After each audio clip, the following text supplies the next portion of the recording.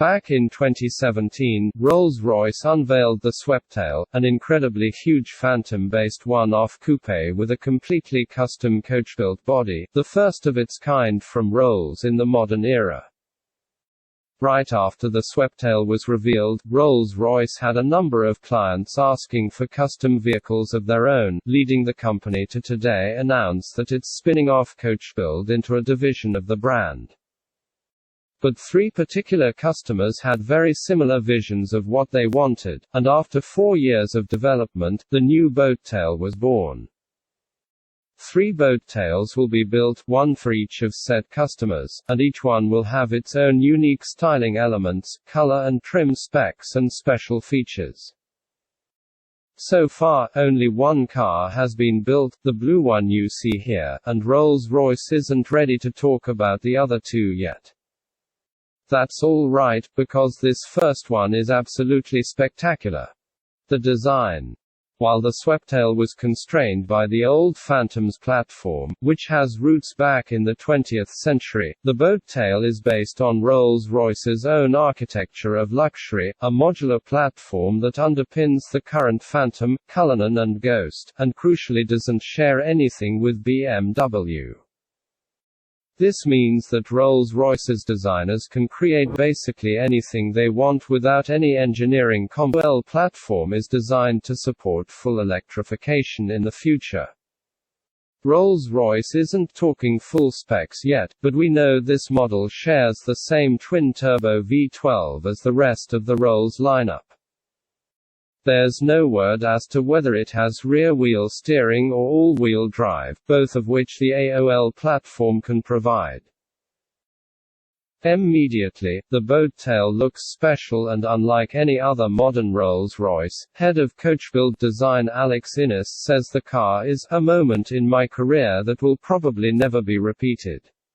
At nearly 228 inches long, it's almost 2 feet longer than the Dawn. And it's even longer than the old Phantom drophead.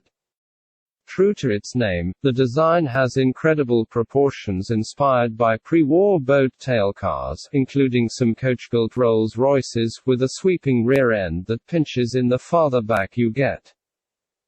It's a fantastic interpretation of the boat-tail rear end without being at all retro or kitschy. The entirety of the boat-tail is hand-built. Body surfacing is minimal, with one prominent crease that runs from the leading edge of the front fender all the way to the taillights and a second, lower rising line that connects to the wheel arches. A strip of chrome encircles the entire car just underneath that lower crease, rising up at the rear of the car, and all the lower body parts underneath are made from exposed carbon fiber. Compared with Rolls' current production cars, the boattail's face looks unique. The Pantheon grille is an integral part of the front end. Instead of looking more tacked on, there's no chrome surround, just chrome slats inset in the recessed opening. The top of the grille is a smooth curve that flows into the hood, and the latter has a subtle crease down the center and minimal lines otherwise. A long chrome strip runs across the front end, topping the grille and the higher-up slim set of LED headlamps. Underneath those lights are a round, recessed lamp on each end, a throwback to the previous gen Phantom. These lights were desired by the customers, and they give the front a more classic look. The front end is otherwise unadorned, save for a horizontal grille opening and some character lines that surround the headlights. The rear end has a similar full-width chrome strip above superslim horizontal LED taillights that integrates the Rolls-Royce badge. I especially love the windshield, which appears to have fully wraparound glass that ends at the slightly swept-back chroma pillars. But really it's 3 pieces of glass, with small quarter windows that are glazed over additional upright pillars. The boattail has regular retractable side windows as well as a set of smaller quarter windows. While Rolls-Royce says its customers didn't specifically ask for a roof, and the boattail was designed without one in mind, the company has also developed a fixed roof for the car. The top features a glass rear window and two upright posts made from carbon fiber, while the main top section is fabric and has extensions that clamp onto the deck and give it a flying buttress look. This roof requires multiple people to attach and remove, but the car also comes with a tonneau cover in case of emergencies or when the car will be left parked outside without access to the roof. One of this boat tail's individual features is the color. The client's favorite color is blue, and the specific name of the hue is the couple's last name, so the company is just calling it blue to protect their anonymity. In a first for a production Rolls Royce, the boat tail's hood has a gradient effect, with the leading edge of the hood having a dark blue finish that fades into the rest of the body's hue as it reaches the windshield.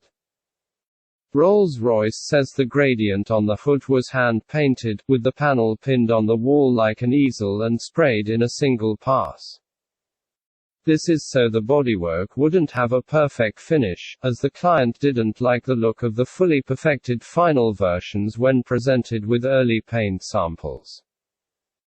The design of the 21-inch wheels is also specific to this car, and they're finished in the dark blue with matching light blue inserts, accented by the pinstripe tires. The hosting suite. The entire rear deck is made from open-pore dark gray Calido-Legno wood, accented by stainless steel stripes that are reminiscent of a boat's hull. This wood is typically only used in interiors, but Rolls-Royce was able to adapt it for use on the exterior, and its striping and grain are perfectly matched to the lines of the car.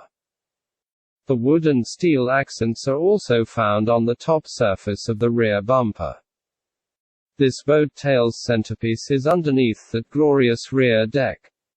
The owners are a couple who love hosting dinner parties, so at the press of a button, the deck opens into a hosting suite ideal for the world's fanciest picnics. Rolls-Royce calls it an engineering marvel, adding that it gives the car a major sense of occasion. Hinged at the center, the two lockable panels open in a butterfly motion at a 67-degree angle. The undersides of the panels are covered in chrome, while the intricate interior cabinets are made from carbon. With the panels open, two chests present themselves at a 15-degree angle. If anything gets broken, Rolls will have to make new ones. There's a cocktail table on each side that's finished in matching wood and rotates in a way that mimics the offering of an attendant, and a pair of folding stools made from leather and carbon fiber stows below them. Once the two panels are open, a parasol hidden in the center of the rear deck can be deployed. Designed by Rolls-Royce from the ground up, the parasol features carbon fiber stays and a polished aluminum telescoping assembly. The whole thing opens in a flowering, inverted motion so you can be standing right up against the car and not get in the way. The interior. Curiously, the boat tail seems to completely share its dashboard, center console, steering wheel, seats and door panels with the old Phantom drophead convertible, not the new-gen Phantom with which the boat tail shares its modular platform. In fact, it seems like the only major styling differences are the deck and surround for the rear seats. I think I know why, though. The couple who ordered this boat tail are also timepiece aficionados, and the car comes with a pair of special Bovat 1822 watches, one of the husband and one for the wife. Naturally, these pieces are also complete one-offs that match the car. These watches have been designed so that they can be placed in a titanium cradle in the boat tail's fascia to serve as the clock while the car is being driven, and there's a special compartment to stow the watch's removable straps. The new Phantom has a fixed clock in the top of the dashboard, next to the infotainment screen, but the old Phantom had a screen that could be hidden by a rotating panel that contained a dashboard clock. While we don't have all the details yet, expect a story specifically on this boat tail's watch in the coming week.